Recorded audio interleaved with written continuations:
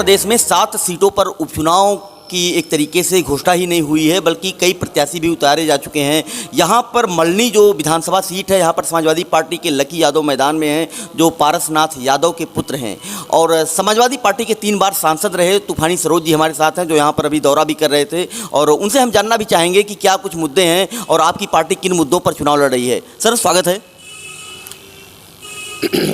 ये उपचुनाव जो मल्हनी विधानसभा का हो रहा है, इसका नॉमिनेशन की शुरुआत हो चुकी है और अभी कई राष्ट्रीय पार्टी के जो है कि कैंडिडेट का चेहरा भी क्लियर नहीं हुआ है। समाजवादी पार्टी के पास बहुत मुद्दे हैं। समाजवादी पार्टी ने ही विकास का काम किया है, बाकी और पार्टियां तो केवल जनता को छलवा देने का काम किया है, झूठ बोलने का दाल दिया है, झूठ का वादा किया है। और मल्हनी का जो चुनाव है वो समाजवादी पार्टी का है।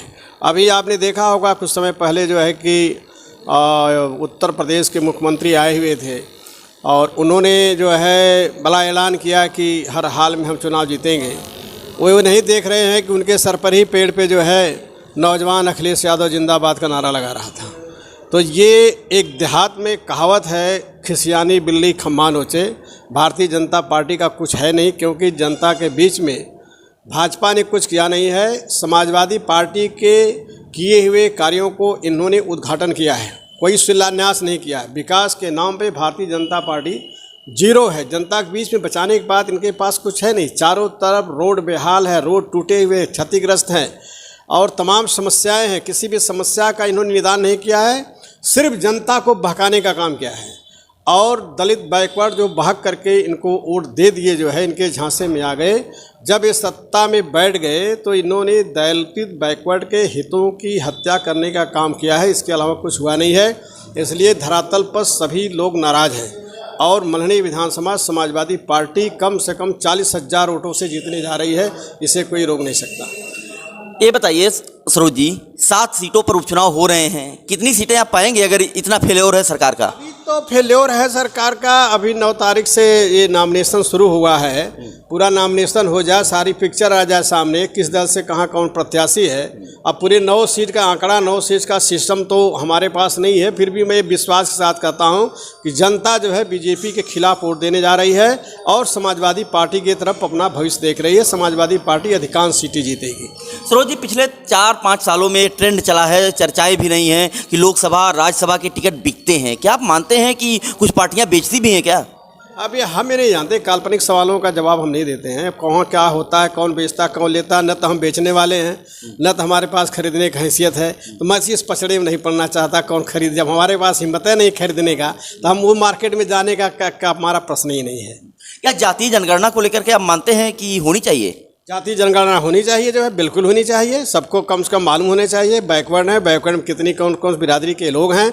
और जातीय जनगणना के आधार पर ही हक अधिकार सबको सुनिश्चित करना चाहिए, सबको हक अधिकार मिलना चाहिए। जो है आरक्षण के बंटवारे के लिए मोदी सरकार और कोर्ट मिल करके काम कर रहे हैं। न तो आपकी पार्टी सवाल उठा पा रही है, न तो आपका कोई संगठन सवाल उठा पा रहा है। हमारी पार्टी सवाल उठाया था। हमारे राष्ट्रीय अध्यक्ष ने कई बार कहा था कि जनगणना होनी चाहिए। जब आधार कार्ड पे आप करेंगे, आधार कार्ड के माध्यम से आसानी से सारी गणनाएं हो सकती हैं। राष्ट्रीय अध्यक्ष ने कई बार कहा जिसकी जितनी संख्या है उसके आधार पर उनको जो है उनका भागीदारी मिलना चाहिए। ऐसी बात नहीं, समाजवादी पार्टी कई बार बातें उठाई है और कई बात उन्होंने कहा है कि सबको हक अधिकार उनके जनसंख्या के आधार पर मिलना चाहिए।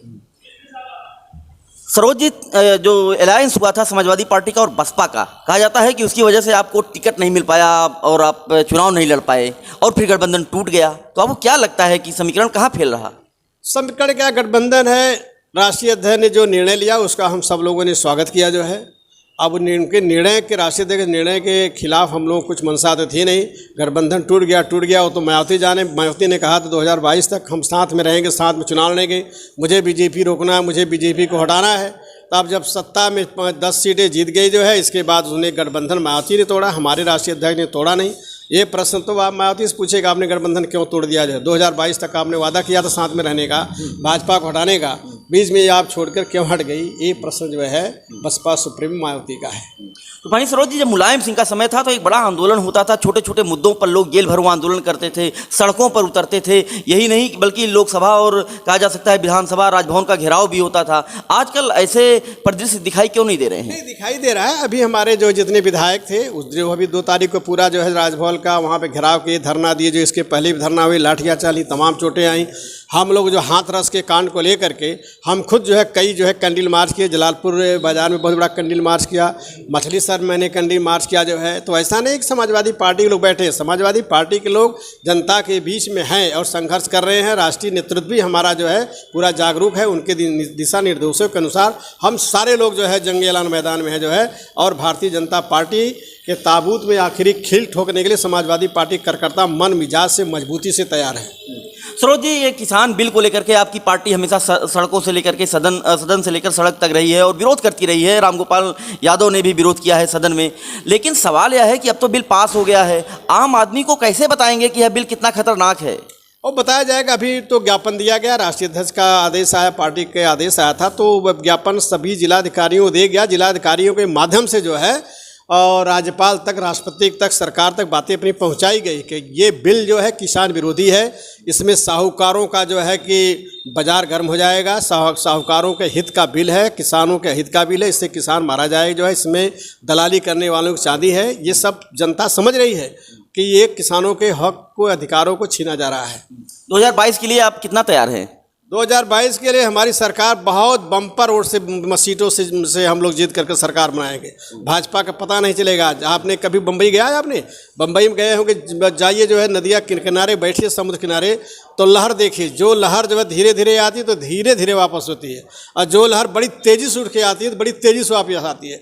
तो जिस तरह भारतीय जनता पार्टी के लोगों ने जनता को गुमराह किया, बहकाया, और जनता बहक गई, उनके बहकाव में आ गई, तो सारे लोग हलोर करके सारे लोगों ने वोट दे दिया।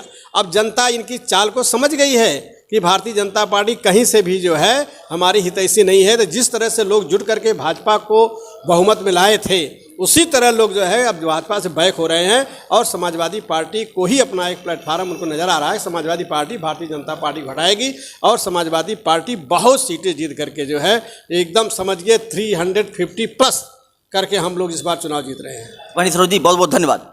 थैंक यू, बहुत बहुत धन्यवाद। देखिए, तूफानी सरोज जी का कहना है कि 22 में हम आएंगे, सरकार बनाएंगे, 20 में जो यहाँ पर मल्हनी का उपचुनाव हो रहा है इसमें जीतेंगे, और जो बाकी सीटों पर है वहाँ भी समाजवादी पार्टी बढ़त में होगी और ज़्यादा सीटें जीतेगी। असली सवाल यह है लेकिन कि सरकार का कितना विरोध कौन कर पा रहा है, सरकार की नीतियों का, आम जनता के खिलाफ जो नीतियाँ हैं, किसान बिल है, शिक्षा नीति है, यही नहीं सदन का घेराव करने में कौन सी पार्टी सबसे आगे है। हालांकि कुछ दिनों में आंदोलन की धार तेज हुई है, मुलायम सिंह के समय में जो आंदोलन होते रहे हैं वह उसका एक नज़ारा फिर से देखने को मिला है। लेकिन असली सवाल यह है, क्या युवा और बाकी जो संगठन के नेता और कार्यकर्ता हैं वह इसी तरीके से 2022 तक लगे रहेंगे? क्योंकि सरकारें तो आती जाती रहती हैं, लेकिन आम आदमी की बात सदन से लेकर सड़क तक उठाना विपक्ष का एक रोल होता है और विपक्ष को उठाना भी चाहिए। ऐसे में समाजवादी पार्टी की एक तरीके से यह परीक्षा भी है कि वह आम आदमी के सवालों को लेकर के सरकार को कब तक घेर पाती है। कैमरामैन नदीम के साथ जौनपुर से अखिलेश कृष्ण मोहन।